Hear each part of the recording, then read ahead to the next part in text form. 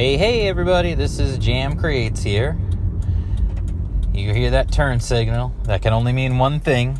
I'm in the car and I'm on my way home from work. So today I wanted to just do a video about something, maybe a couple different topics in a way, but we'll see where it goes.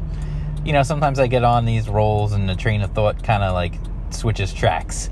So we'll see what happens. But anyway, what I wanted to talk about is another sort of little inspirational thing, I think I want to call it. You know, I did a video once before with some inspirational words that I got from kind of an unusual source. And that source wound up being Zachary Levi speaking at a convention with the whole "you are what you reach for" thing. If you missed that, go back and check it out. It's you know, on the channel still. It's a video. The thumbnail is like a sunset or something. It's called like Words of Inspiration or something along those lines. I forget. But anyway, there's another little bit of wisdom, not so much inspiration, but a little bit of wisdom that's been popping into my head lately for some reason. And it comes from, again, kind of an unlikely source. Actually, it's probably the most unlikely source. Years ago, I had it on GameCube. I'm pretty sure it was on Xbox and PS2. I think it was on everything back in the day. There was a not particularly great car combat game called WWE Crush Hour. Back in the day, you know, things like there were quite a few car combat games. It was kind of a thing for a little while. Twisted Metal really like set that whole genre going, and then there was some other like not so good ones. And Crush Hour was one of those not so good ones. But one of the things it had in it was little voice clips of the wrestlers, because all the cars were representative of wrestlers, and it was pretty silly. We had fun with it. You know, whatever. It wasn't like the greatest thing ever or anything like that. It wasn't the worst thing ever either. But anyway, one of the cars was a Trish Stratus car. And if you were a fan of wrestling in the 90s, I'm sure you know who Trish Stratus was. She was a women's champion multiple times over. She started as just a, you know, good-looking woman, a valet, you know, that kind of thing. And then she put in a lot of hard work and became a big star, and a women's champion and all that stuff. So the interesting thing was her car, every time she scored a kill in the game, there was only one voice clip. I think every character only had one voice clip. And so every time she scored a kill, it would say, well, it didn't even say the full quote, but it would say preparedness meets opportunity. And there's an old saying that goes, good luck is preparedness plus opportunity. So in other words, people who you see as being lucky are not necessarily just lucky. Like, they didn't just do nothing and then suddenly they became super famous, you know. Usually anyone who becomes famous or successful has a long story behind them of all the time that they spent preparing for that opportunity. You know, actors, singers, athletes spend years, you know, working, you know, if it's an actor or a singer, or, you know, they spend years working on, you know, no budget movies and no budget plays and things that they don't get paid for, and stuff they just do volunteer so that they can get the experience going, so that when the real opportunity comes around, they're ready for it because they've put in the work. Athletes are the same way, you know. They practice every day. You know, athletes don't just go out and play the game. They practice all the time to be as good as they can be, so that when the opportunity comes to knock down that big shot or to score that touchdown or whatever it is, they are ready for it. That is the preparedness. And then the opportunity is when the opportunity comes to them. So if you are, let's say, an actor, you are preparing, You've been studying acting. You've been doing, small theater, community theater, local commercials, auditioning every day, and going to classes, taking acting classes and all this other stuff, and just preparing. And then one day you get that audition and you nail it because you've been preparing for it all this time. And suddenly you get this role and now you're off to the races. Sometimes it doesn't happen. Sometimes you get that role and then nothing comes after that. And then you have to keep on working and keep on working. It happens that way, but you have to keep on working. I've seen a lot of people say, who was it? It was just the other day. In fact, I saw a thing with Todd McFarlane talking about, I'm pretty sure it was Todd McFarlane, talking about how artists, one of the biggest hurdles for artists to overcome is laziness and fear. I should say two of the biggest hurdles are laziness and fear. They talk about drawing without actually doing it because they're afraid to actually put their stuff out there. And, again, a lot of this comes with age. Some of it is the brashness of youth, that you don't have that fear of failure and you just go out there and do it anyway, and you don't really care what people think, and you wind up being successful that way. For most artists that I've seen, they care a lot what everyone else is going to say and what other people think. And so it keeps them from putting their stuff out there. I mean, for me, that was a big thing. Absolutely. Like, fear of success and fear of failure are basically the same thing. It really is the same thing. You are afraid to try because, what if you succeed and then you aren't, what if you succeed, but then you can't follow up on it, or you can't follow through? Or what if you fail miserably and now everyone thinks you're not good enough? Well, again, there's the age-old story. Michael Jordan was cut from his high school basketball team. Michael freaking Jordan. Okay? So, everybody fails. It is what it is. And honestly, it took me a very long time to come to grips with that when it comes to my art. With other things in life, I wasn't so worried about it. I would try things and I would do things, and if I failed, I really didn't care. But I guess with art and with creativity, I guess it was just more personal. So I had more at stake in a way, I guess. And so I don't know if maybe you guys feel the same way. You creators out there feel the same way. But hey, I'm out here doing this YouTube thing, and so far, I'm not exactly setting the world on fire, but I've got 43 subscribers, and I value every single one of those 43 subscribers, and I'm super excited that I have those 43 subscribers. I'm not even sure how many followers on Twitter I have, because I don't keep a look at that number as closely, but I keep every so often, like every day or two, I keep, popping up a couple of new followers here, a couple of new followers there, and it's awesome. I think it's cool. I mean, because for the most part, they're real people who are following me because they're interested in what I post, and that's cool. I like that.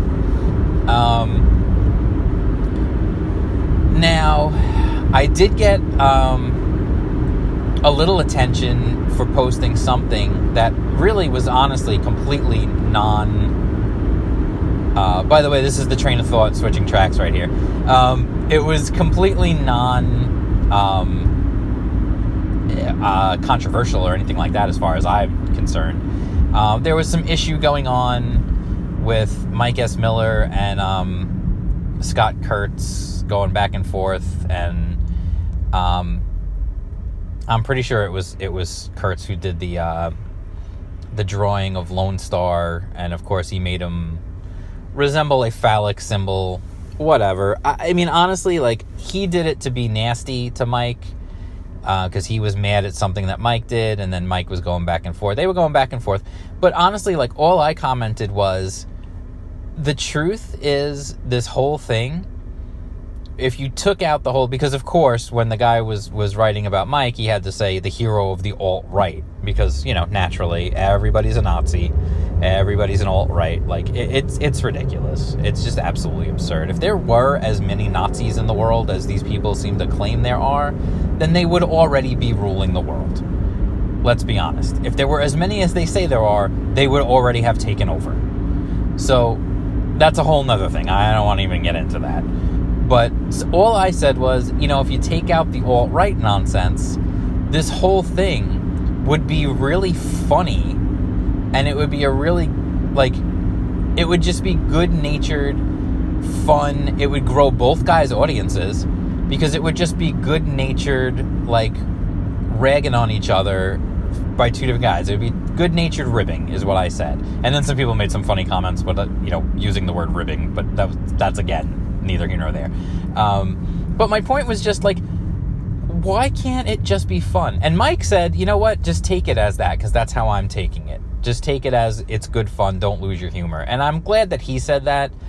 And then I got some other comments from some other people. For the most part, most of them were like, you know what, yeah, I agree. It should just be fun. Let's just have some fun. Just goof on each other and have a good time. You could be on opposite sides of issues and still have fun and still get along. It doesn't have to be this all or nothing, I hate you because you disagree with me nonsense. Again, I go back to something I've mentioned a few times on here, the old Marvel versus DC, or the old Sega versus Nintendo, or WCW versus WWF. Those things were funny. Some of them fell flat, but some of them were fun. There was some good-natured, trash talk going back and forth between them. Even WCW and WWF, they really went back and forth, showing up at each other's shows outside the arenas, DX showing up outside the arena, and just all kinds of nonsense. But it was fun, and it was stupid, and some of it was really some of it backfired. Tony Schiavone announcing that Mankind was going to win the WWF title on Raw because it was taped actually hugely backfired on them, because it made 1 million people change the channel because they wanted to see a world title change hands. If you're a wrestling fan, seeing a world title change hands is a big deal. That's something you want to see. You don't want to miss out on that. So that kind of backfired on them. They thought they would be spoiling it and no one would want to turn it on, and meanwhile the exact opposite happened. But I guess this went from, being prepared to just have some fun. But my really, to get back to the whole idea of luck being preparedness meeting opportunity, and quoting Trish Stratus from WWE Crush Hour, which is still one of the most bizarre things I never thought I'd be talking about that game. But, the whole thing is you just draw. If you're somebody who wants to draw and wants to eventually put out a book, just do it. I'm doing it here, and if this YouTube channel never gets bigger than, 50 to 100 people or whatever, then that is what it is. Then that is my reach, and that's where I've gotten. But I'm going to keep working at it, because maybe one day I will get to stream with someone else who is a much bigger audience than I do, and, maybe their audience will come and join us here on my channel at some point, and that would be great. And I've got some ideas for things to help grow the channel and maybe involve some other YouTubers out there that I would love to do. And I'm working on doing that. I don't have a great streaming setup for live streams, and that's kind of the problem. Although I guess I could probably just live stream from my phone if I had to, and do it that way. But, hey, it is what it is. I'm practicing. I'm trying to get things done. I'm doing these videos, and people are watching them, and people are commenting, which I love. Hint, hint, comment on the videos, please. I'm not getting as many thumbs ups as I would like, so also, hint, hint, hit the like button, please. But my subscriber count is slowly growing, and, I've got plans in the future to help try and grow it some more. And again, that's all preparedness meeting opportunity. At some point, my videos are going to get in front of people, and I'm hoping that the preparation I'm doing by constantly working at these videos, putting them out every day, will eventually get people to come to the channel, watch a bunch of videos, and go, hey, I like this guy, I'm going to subscribe. That's my goal. And some way, sometime down the road, I've been working on stuff. I've been drawing. You may not see a lot of my drawings on YouTube and stuff, but I do still post. I post them on Twitter. I post them on Instagram. So if you really want to see my art, I would definitely say follow me on Twitter, follow me on Instagram, even if you're over on DeviantArt, you can follow me on there. I haven't been as diligent about updating my DeviantArt as I should be. I got to get back to doing more of that. But the point is I'm trying to build my presence out there, and hopefully one day I will get myself on one of these bigger streams, perhaps. And honestly, I just want to do it because I think it looks like fun. I would love to be on like Ethan's stream. I mean, that's the one everybody wants to be on, but I would love to go stream with Doug TenNapel and talk video games. Like, I think that would be awesome to go on there and talk old school 16-bit video games and stuff. Like, that would be amazing. Like, I have always loved video games, and to talk to a guy who's responsible for some great ones would be really cool. Just to talk video game philosophy with him would be awesome. And of course, comic books. So I mean, these are things that eventually, maybe one day, I'll get the chance to do. Maybe I'll get the chance to go on a stream with Mike Miller or with Art T-Bear or somebody, and we can talk, and we can talk comic books and stuff. Like, that would be sweet. So anyway, I'm gonna wrap this one up. I'm gonna use a thumbnail of Trish Stratus for this video because, let's be honest, even though I didn't really talk that much about her, and this video is not really about her, a thumbnail of Trish Stratus is gonna get people's attention. Let's just be real. And that is not why I chose to talk about that, that audio clip and that game. So let's just get that there, okay? But, it doesn't hurt. So anyway, if you like this video, if you gained anything from this little stream of consciousness thought, let me know in the comments. Give me a thumbs up, please. Subscribe to the channel. Hit the bell for notifications. Again, like I said, follow me on Twitter. I'm at jam_creates. Follow me on Instagram. I'm jam_creates. Follow me. Just don't follow me in real life. Because that would just be creepy. And I don't need a stalker. Oh yeah, by the way, the attention that I gained that was really kind of unwelcome came from a certain blue-haired person. I will not mention her name because I don't want her to get the attention. If you know who it is, you know who it is. But anyway, it was my first time getting any attention from her, and I was like, yeah, no thanks. I didn't respond to her at all because I don't think she deserves the time of day. But anyway, that's it.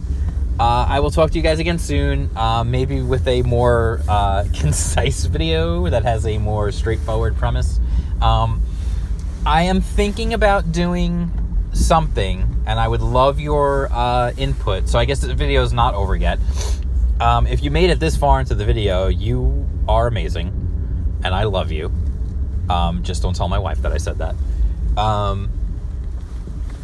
But no, for real, if you made it to this point in the video, my thought is, I'm thinking about doing some videos about crowdfunded comics that I think look cool, that I'm looking forward to, that I think are worth supporting, that I think are worth backing, or at least worth looking at.